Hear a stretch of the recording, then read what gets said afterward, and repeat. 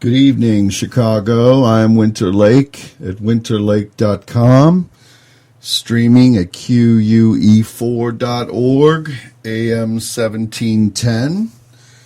Today I do have a special show for you with Jenny Butler, who is a druidess. She is due to phone me shortly. She is in Ireland, however, so the time expanse and series of other events that may go on may delay her speaking to us today, but I'm hoping that she will phone in and we will commence our show.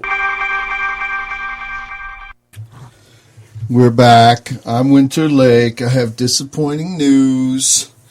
Jenny Butler is probably asleep in her bed all the way over across the world in Ireland, and she is not calling, so we will have to reschedule her.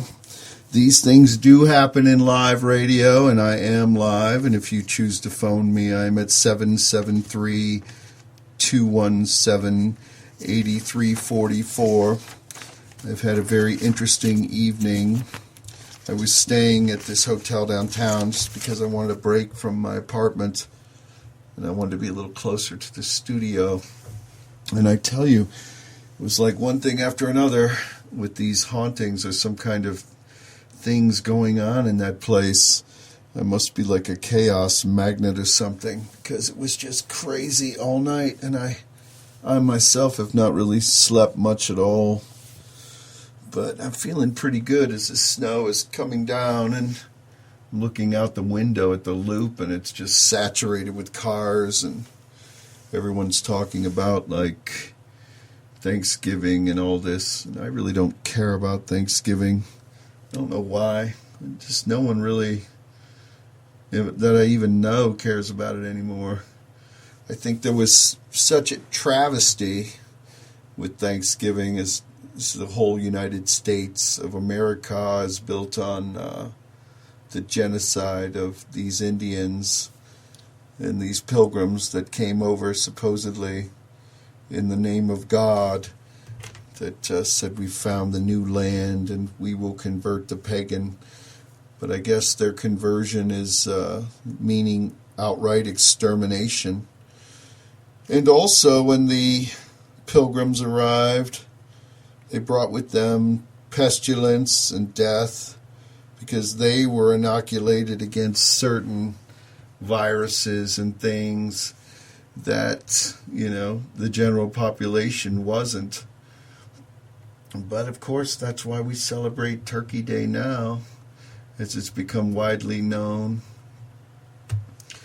And I was receiving a lot of emails in regards to my show about JFK, and there's still a lot of unanswered questions. I received an email from an ardent skeptic who wrote some book, who believes everything, I guess, the government tells him. And he says there was only one shooter and that it was Oswald and such and such. And when I was speaking with him via email, I said, well, how does that ferret out from the mind of Oswald the killer if he was the assassin? It just doesn't make any sense why he would come out of the gallery and say that he was a patsy. My definition of patsy is a person who is being framed, and I think that Oswald knew he was being framed, and that's why when they brought him out of the gallery, that police officer who knew Jack Ruby turned him a certain way when he saw that Jack Ruby was approaching. And it was in such a way that it made the shot that Ruby was going to give with his pistol a kill shot, because it passed through him. So why would that cop who used to attend the clubs of Jack Ruby, who was a renowned, underworld figure, be addressing the assassin, and then Ruby coming there and addressing the assassin.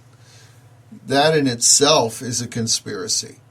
It has nothing to do with the actual Kennedy situation. If you look at just that the two men that were there together at the same time, which would be called handlers, although Ruby wasn't a handler, he was more a nuisance. Other police officers who were in the gallery felt that Ruby was always there. He was a news hound, and he was trying to, always become a star or something, or find out what's going on. There's always those annoying people. And they just knew each other. And the one had the plot to kill Oswald, and he did, and then the other knew him. So it was just one of those weird things that I think is an absolute conspiracy. And then I also received another email from someone who wanted me to go into more of the exploration of the similarities between the assassinations and Lincoln. I had only touched on this during our show about it. And I guess, as my radio show, because I have the power to basically do whatever I want, I can be freeform and talk about whatever I want. And if I want to continue on with this, I will. But throughout these next 2 hours of the Pentacle-Hours, we're going to have just free-form discussions, and I'm going to talk about a lot of different areas. But in addressing the specific thing in dealing with similarities between the assassination in Kennedy and Lincoln, I printed out some things on it. Lincoln was elected to Congress in 1846, and then Kennedy was elected to Congress in 1946. So that's just bizarre. If we're looking at mathematics, Lincoln was elected president 1860. Kennedy was elected president in 1960. Lincoln lost his wife and child while living in the White House. Kennedy, his wife lost a child while living in the White House. It's not that Lincoln lost his wife and child. His wife lost a child. So both of them had that in common, that their wives had lost children. Something else that I'm seeing, that Lincoln was directly concerned with civil rights, and then so was Kennedy. He was directly concerned with civil rights. And it goes on and on. Lincoln was shot in the Ford Theater. Kennedy was shot in a Lincoln made by Ford. I mean, it's just bizarre. He was shot on a Friday. The other was shot on a Friday. The assassin was John Wilkes Booth, was known by 3 names, comprised of 15 letters. The assassin, Lee Harvey Oswald, was known by 3 names, comprised by 15 letters. Both shot Lincoln in a theater and fled to the warehouse.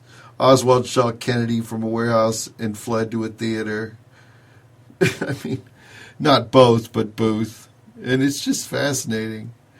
Booth was killed before being brought to trial. Oswald was killed before being brought to trial. That's just perplexing to me. These synchronicities are all around us. And if you follow your omen signs or your social cues or whatever you want to call them, you can really tune in on this. And life gets really interesting because you kind of see what's coming up around the bend. And when you can conquer that bend, you basically have conquered the world. Lake at winterlake.com, streaming QUE4.org. I hope your night is well. It is pitch black out there at AM 1710. Announcing to about 873,000 residents, I believe, somewhere out there in the aether. Someone was emailing me about further synchronicity, but I can tell you from my own personal experience of synchronicity, it never ends. It never ends, especially when you're dealing with murder. I think last year I knew someone, an artist, who was in Chicago and then decided to move to Elgin, Illinois. In the same space, a discussion was taking place. So I talked with this person at a place called the Continuum downtown. It's an actual place. I'm going to be filming there on Tuesday. I'm going to be doing more star-crossed vampire episodes and all kinds of different stuff. But anyway, this woman, not to mention names, and the gruesome brutality of the murder was horrid. But she's a great artist. She did some spectacular paintings and was very much into tattoos. So in this discussion, I said, don't move to Elgin, because I was reading her tarot cards. And she said, no, I want to go out there. I'm going to get married and all this kind of thing. Neither here nor there. The woman, via this space where we had this discussion and did her tarot cards, moves to Elgin and gets murdered. Okay, so it's horrible, and that happens. It's not an ego on my part. It's not saying, oh, look, I have this power to predict the future, although I do, to a certain regard, except for my own, which I'm pretty lousy at registering anything in my own life. But a similar incident has just recently occurred, and at this same place, with a person who is a girl very similar to the same girl that was murdered last year. So I'm at this location, this Continuum, which is a wonderful place, and I was reading tarot cards, and I met a woman, a young woman, artist, into tattoos, probably just as equally, if not better, than the previous girl. So just a year later. So I read her cards, and I told her, I said, don't move to Elgin. And lo and behold, I think like 2 days ago, she moved to Elgin, although she has not been murdered. And we don't want anyone murdered, but, it's just one of those weird things and synchronicity in my life that, you're a year later, probably about the same time of year, that you're telling someone and who fits the same modus operandi, same type and style and everything as the person previous before. I'm going to take a station break. I'm Winter Lake at winterlake.com, streaming QUE4.org. I know Sharon. She's the keyboardist in that band. Met her at Subterranean when they played a show there. And I remember like this line outside that couldn't get in, and something was going on, and it was wild because my ex-girlfriend, I lied to her. I said I wasn't there or something because she knew she could get in through me, and I said, no, I'm not there. But I was looking at the window, out the window on the third floor with the keyboardist laughing at the fact that she couldn't get in, but she's probably listening now and grinding her teeth and going to put more curses on me.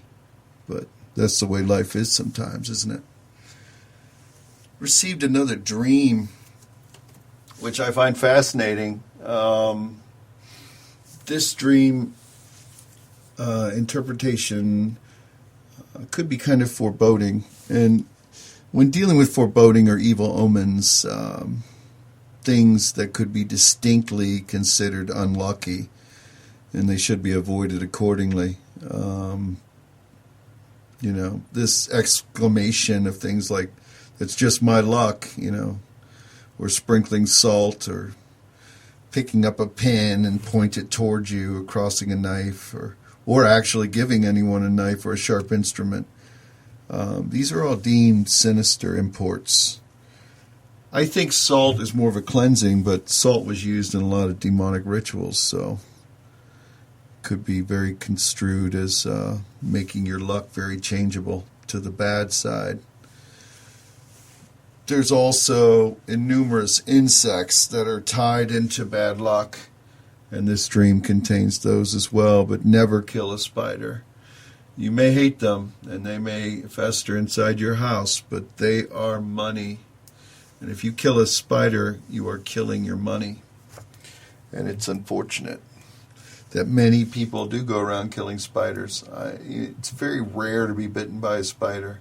Although I had a friend of mine who had a spider in Virginia, got out of his tank, could not figure out how this thing got out because he had like this brick on top of it. I think his wife or whatever purposefully let the thing out. But anyway, it got out, bit his face, and then was back in the case the next day. And he wakes up with this big welt on his side of his face. It was ridiculous. But this dream, she's in a field. It seems to go forever, and then suddenly in a house, stairwells that go all over the place. And there's insects, a lot of different types of insects.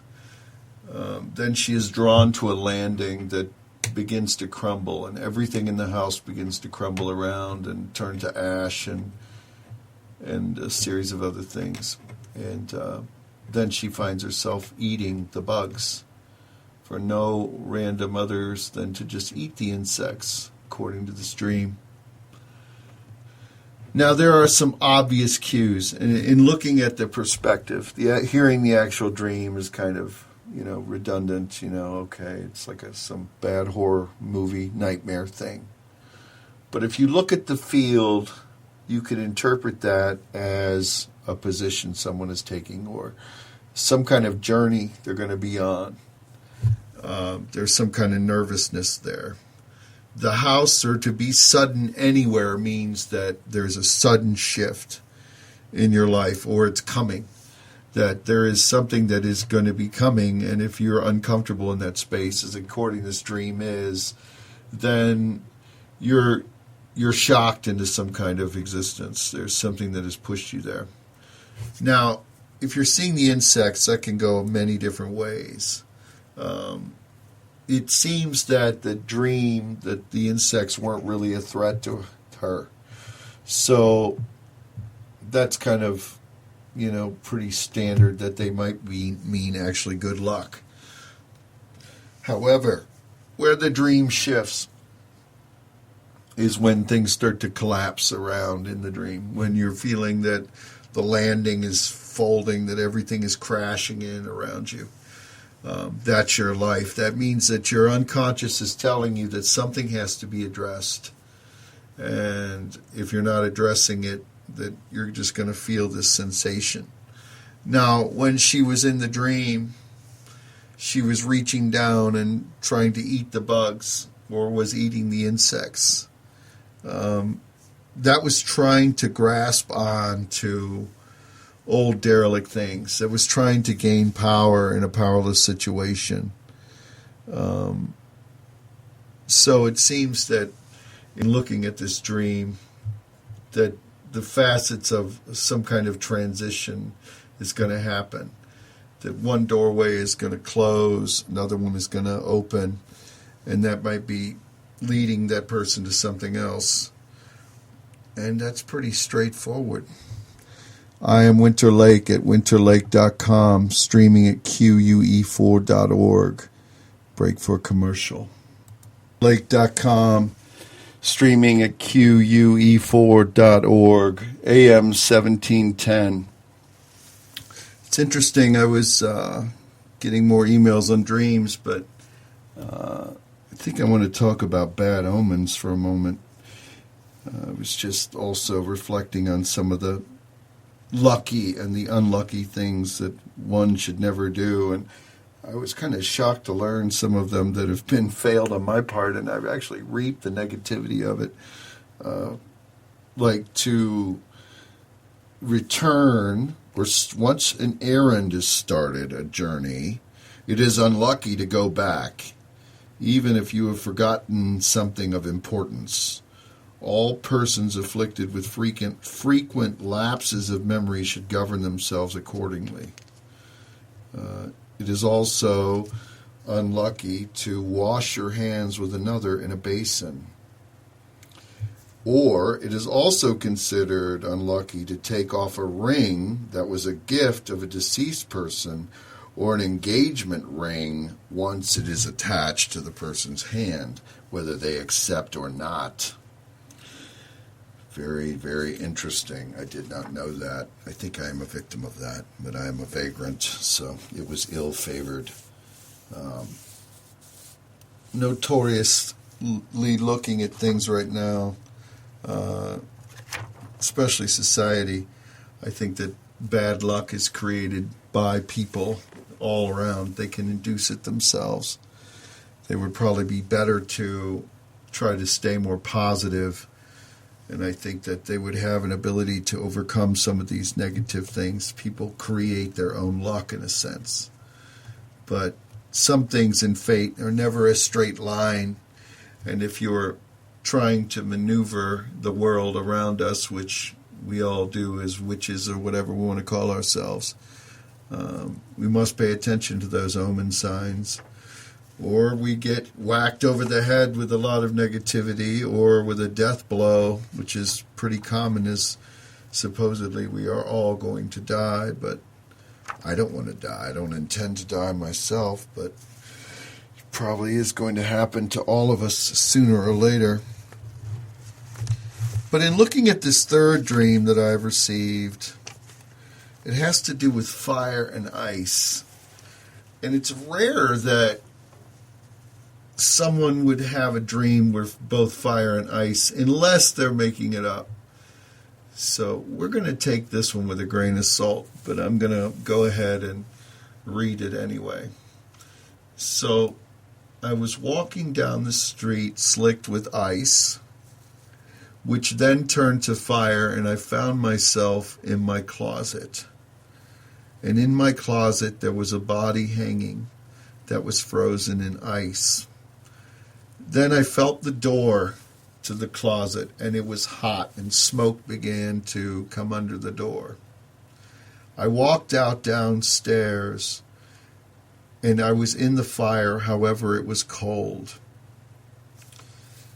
Now, it does go on a little bit, but the general premise of it is kind of established, that you have these two equilibriums of reality, fire and ice. Now, earth, water, fire, air is what natural witchcraft focuses on. And it is what the tarot cards would focus on. That you would have cups, wands, pentacles, and so on and so on, each symbolizing earth, water, fire, air, and the trump cards would signify the actual board under it.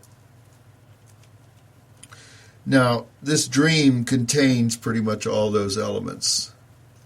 It contains the earth, being the road that was frozen, the water being the water and the ice, the fire, and the air being the mist and the smoke.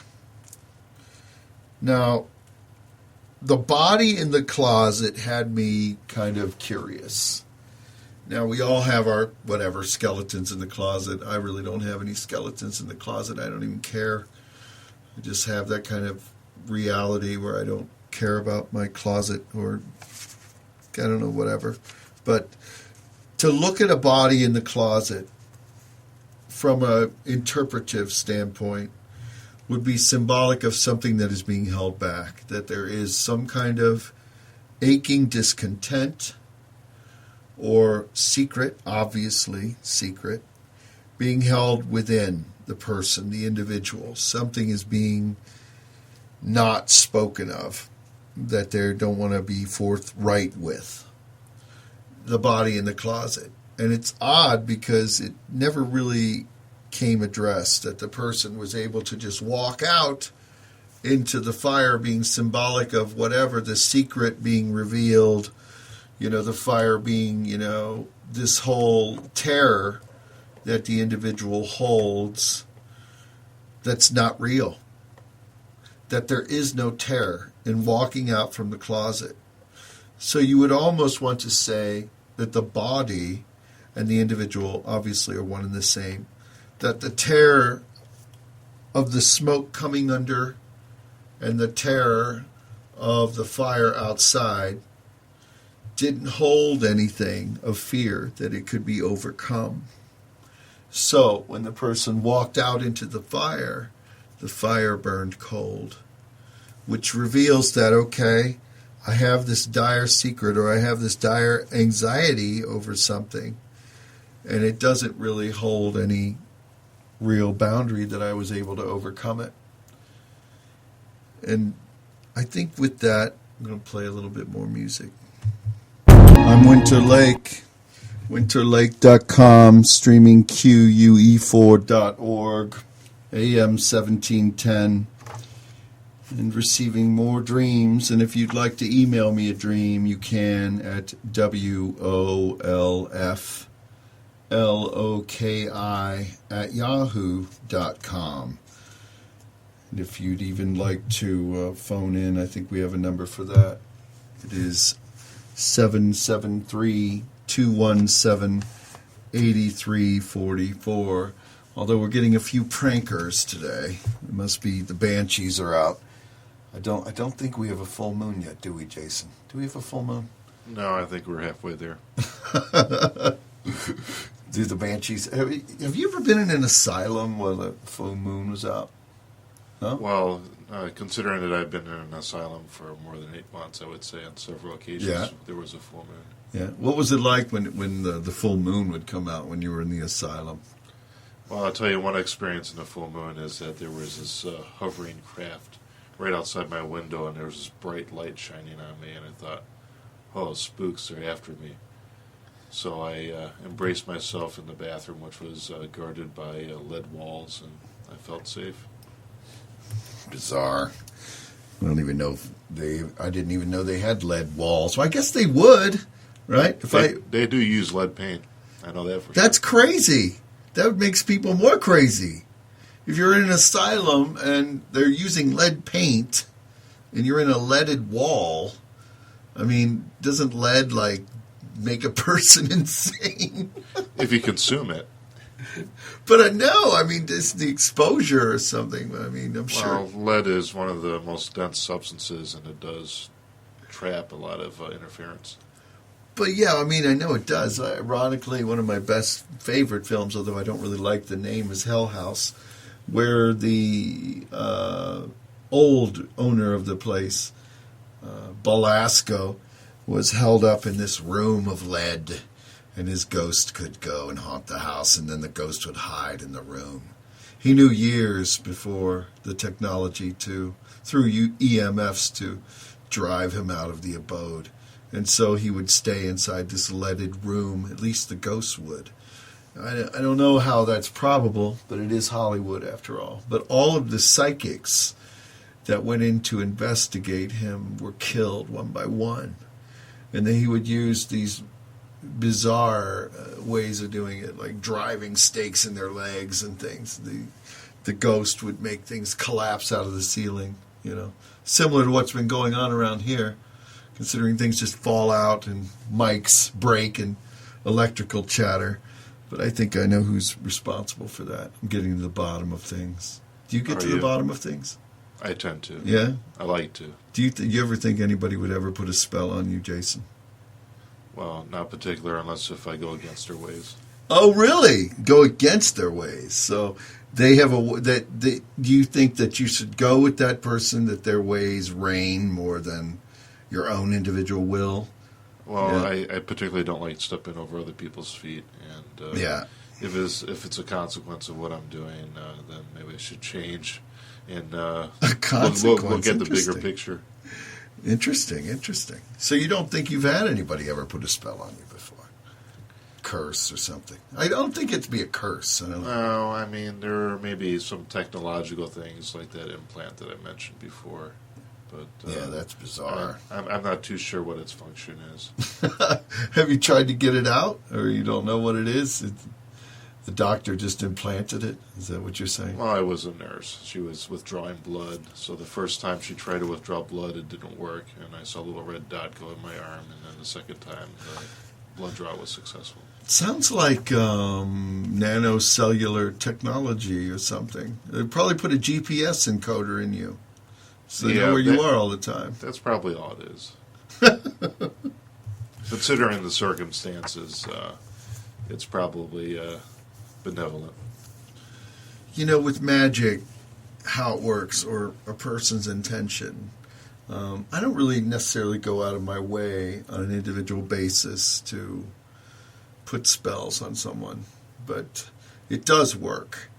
When you focus your will and through certain incantations, you can bring about events. You can change circumstances within a causality and relativity, and begin an entire change in that person that is incredible, I mean, I do it. I put curses on people. I've removed curses. I've brought influence on certain things, but I don't bring it against my friends or people I know, despite what they think. Just don't. But I am starting to get to the bottom of things, though. I think one little spell might have gotten away from me. I don't know how it was able to happen, but in regards to one's own life, psychics or Satanists or whatever they are, witches, they kind of don't see the forest for the trees. It's kind of like being in an accident, on the freeway. You don't see it happening. But maybe if you had causality, remote influenced it or remote viewed it, you might have been able to turn right instead of left and avoid the entire conjunction of that accident before it took place. Yeah, that is a big question. And I think one of the shows that was on AMC for one season that shows a lot of that is Rubicon. Oh, yeah? Was that about the change of causality? It is about the change of causality. You had these people that were going against the system, and they were cursed. How were they cursed? I mean, who cursed them? Well, there was the death of one of the characters that was going against the system, and freak accident. He was in a car on a train, and it hit an oncoming train. Stuff like that just doesn't happen unless if there was a curse. Kind of makes me think about that CTA train that bizarrely just turned itself on and crashed into the other CTA train. That's weird you're bringing that up. I was getting in from Los Angeles that night. I was on a train on a phone with my friend from Los Angeles. And I was like, while that was happening, and this doesn't matter, and I don't care if it's proven, but I was like, hey, I could probably make one of these things run on their own. So I'm coming in on the Orange Line, going back to my apartment on the north side. And there's many connections, but whatever. And I'm on the phone, and then when I get home, I hear that, like, this train deactivated or went on its own and hit something else. I mean, not that I was responsible for it, but now my friend, he's like, you did it. You'd only get that if you had somebody on the phone with you at that time when you talked about that, Same thing happened with the tsunami. This tsunami that occurred and wiped out all these people before Christmas or after Christmas. I was talking with my mother. I said, I bet there's going to be some crazy catastrophic event, to celebrate Christmas. And she's like, you're crazy, whatever. Then the next day, like 200,000 people got wiped out.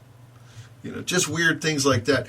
But only things you would share with that individual or an individual. So you get that weird synchronicity there that, you would only believe it one-on-one. Well, it's one thing to will something. It's another thing to kind of feel that something's going to be willed. Right, exactly. I'm not saying that I caused the train to go. It was just weird because I was thinking about it. And, my friend was goading me, I was thinking, oh, yeah. But then when he read the news the next day, it was like, wow, the train. It wasn't even the next day. I think it was like within hours because in our instantaneous global mind culture, everything is readily available. But yeah, when I say about going against the system and the psychic and ability to curse people, you have to be aware of that entity or node to be able to curse it. So the best thing to do is just kind of stay underneath the current and not be known about what you're doing. Kind of stay away from that matrix. I don't stay away from it though. I embrace it. So what are you going to do? Are you going to wear your little white robe and chase me around? You're going to be the good. You're going to be the good guy. Well, yeah? I mean, if anything, just use it as a proxy. All right.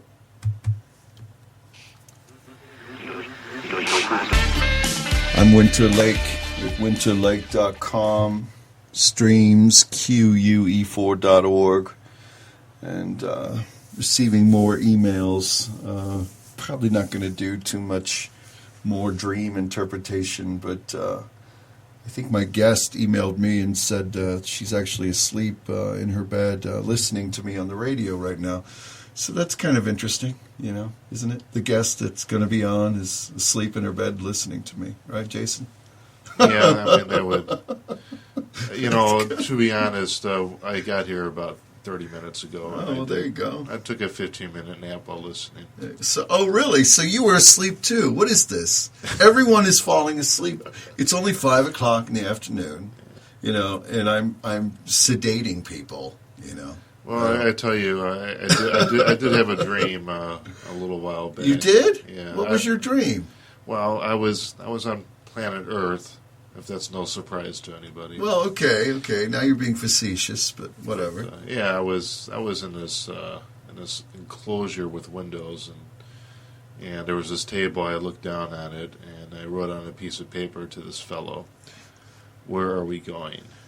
And he wrote down, and this is before I even knew the word existed or what it was, Andronima.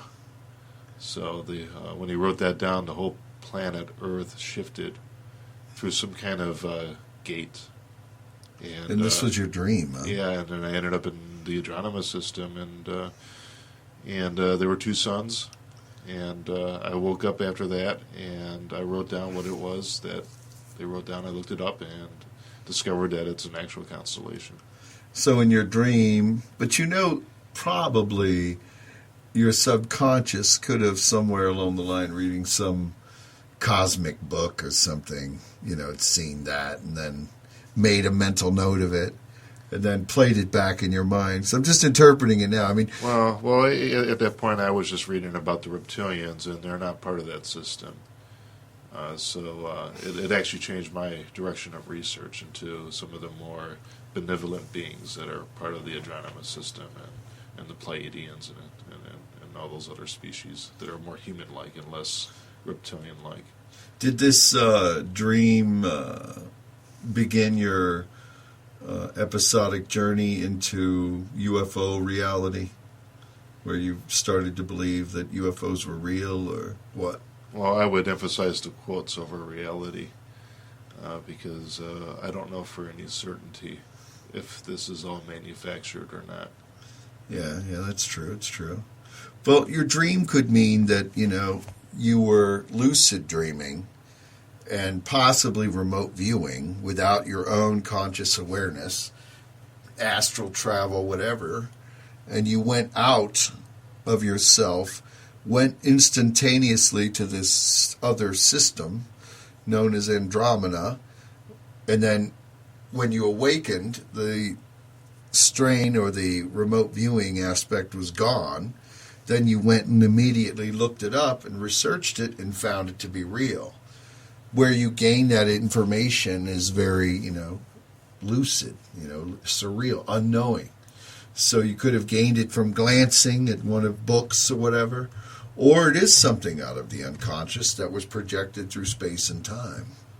All right. One of my ideas is that I was actually entering another body of consciousness in the future, that maybe this is an event that might happen somewhere in our future, or maybe our past. Maybe it's already journeyed there and back for whatever reason, that there are some higher authorities and any beings on Earth, such as the governance of solar systems and planets, that if intelligent species are able to travel without moving, for instance, that there would be a governance.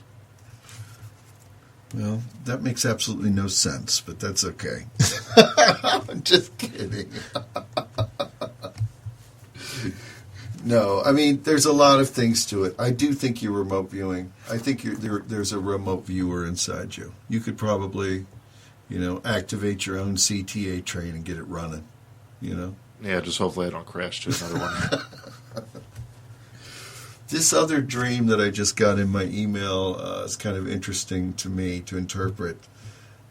this person is out on a dock in outer space that goes out into space, and then it suddenly turns into water. So I guess we've seen those surreal paintings. So I guess we could take it with a grain of salt that possibly seen some of these surreal paintings that go out into nowhere, and then the water is there or something, or outer space.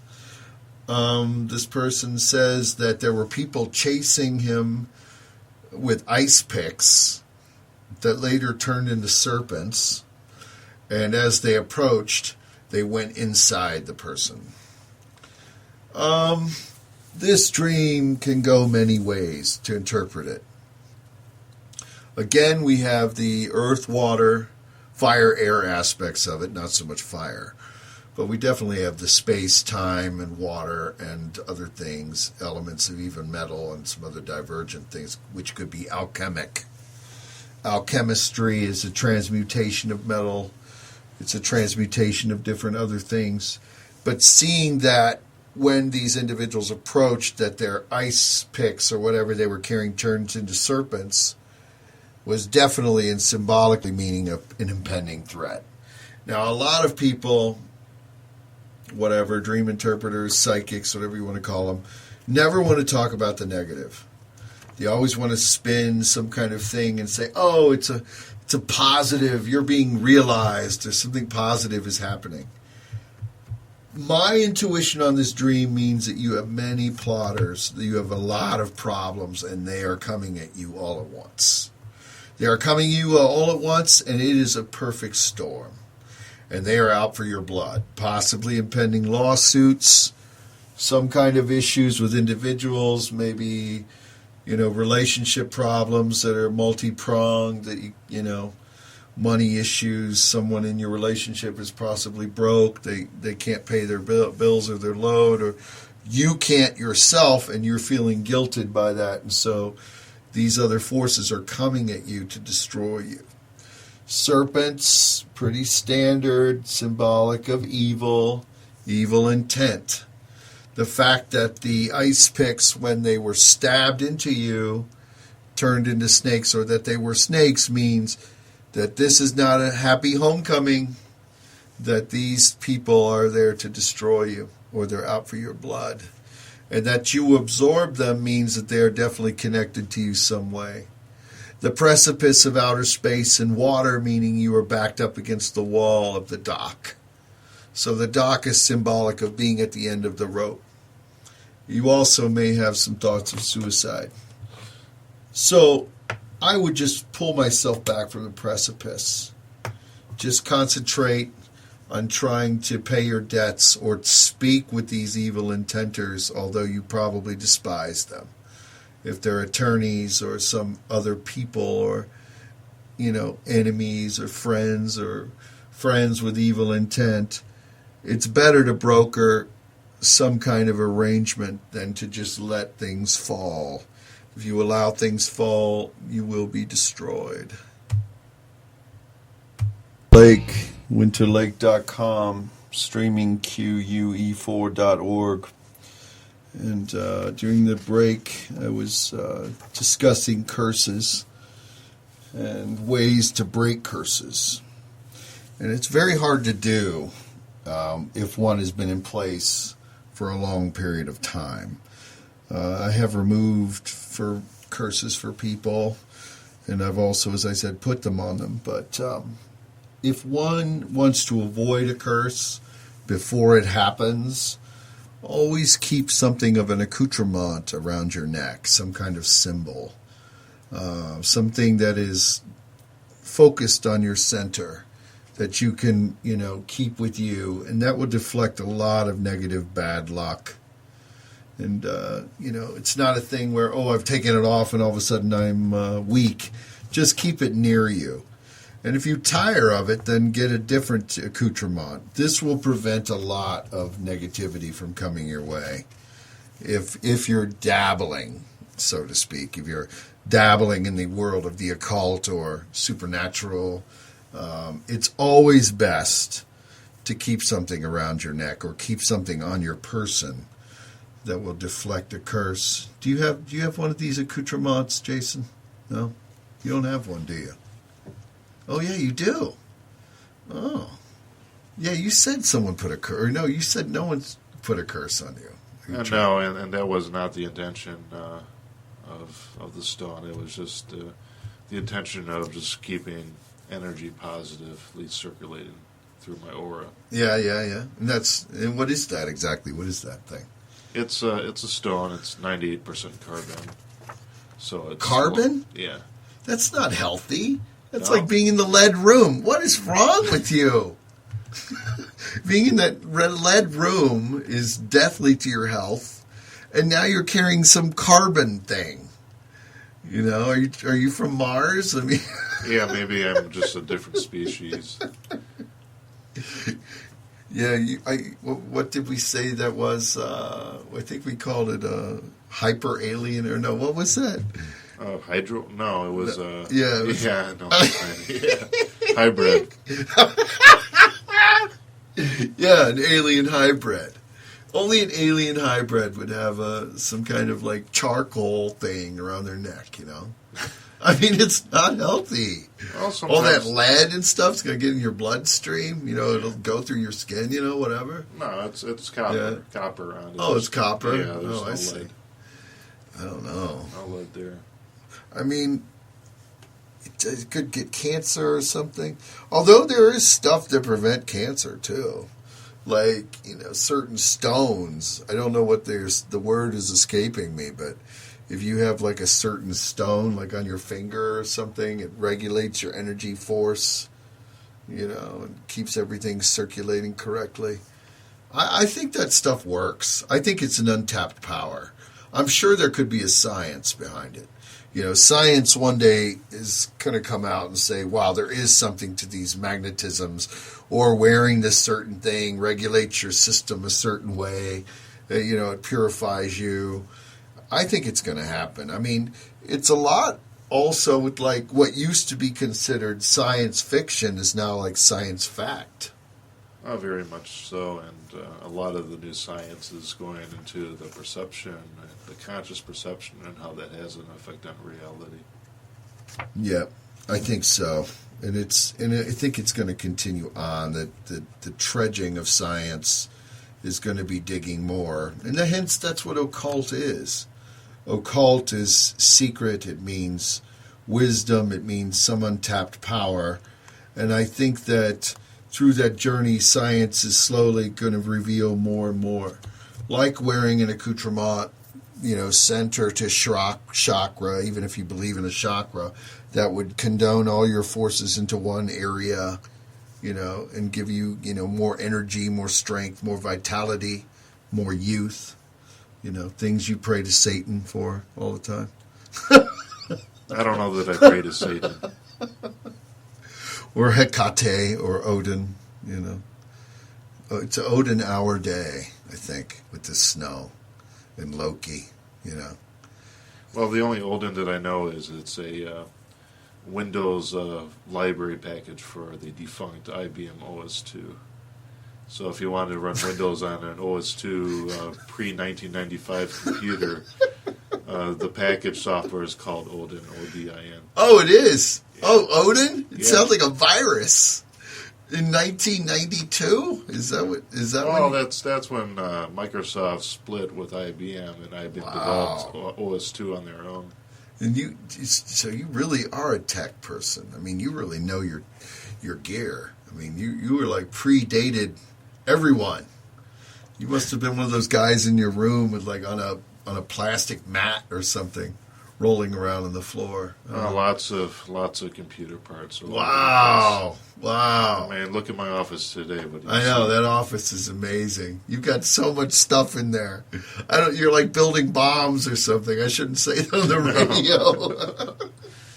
Nothing like that. Just building things that do things to make this all work. Have you tried the cell phone interceptor yet? I mean, I had my Merchants of War show, and we were gonna build. I was trying to build a cell phone interceptor. I really don't want to listen in on anybody though. But I don't know. Well, I'll tell you stories. Back before cordless phones were encrypted, you'd turn on your radio, a shortwave radio, and you could hear what people were talking about in the house next to you. Oh, so you were spying on your girlfriend or whatever. Did you try? Yeah, that's interesting. It was an accidental discovery. Oh, awesome. Because everyone lived close and everybody had those stupid things. Yeah. Everyone had a cordless phone and they'd run out in the yard, and talk on it. It raises to a hide from their question, family though, or is, whatever. there's convenience and then there's security, and they're on opposite spectrums. It's so easy to listen in on everybody now. I mean, if they get your phone number, you're doomed, or whoever they are, but... It makes me wonder if Santa Claus was the original NSA spy. It probably is. He knows when you've been good or bad. I know, right? Absolutely. I mean, the NSA, the National Security Agency, since we've said that on the air, now they will locate us and ping us and listen to everything we do. I think you've already said the B word. I know. I don't know about that, but I mean, well, they can lock in on certain keywords, and They have since the 60s. That's amazing. Now they just record everything and then just add tracers on things that keywords. But how can they record everything? You would need a massive archive. Although I guess they could shrink it down. I mean, you really want to have to listen. Well, I hear that the military is about 10 to 20 years away from public technology, ahead of public technology. Oh, yeah. They've always been that way. And they've even stifled technology, keeping people back, giving little grains of sand. But, with San Francisco and everything.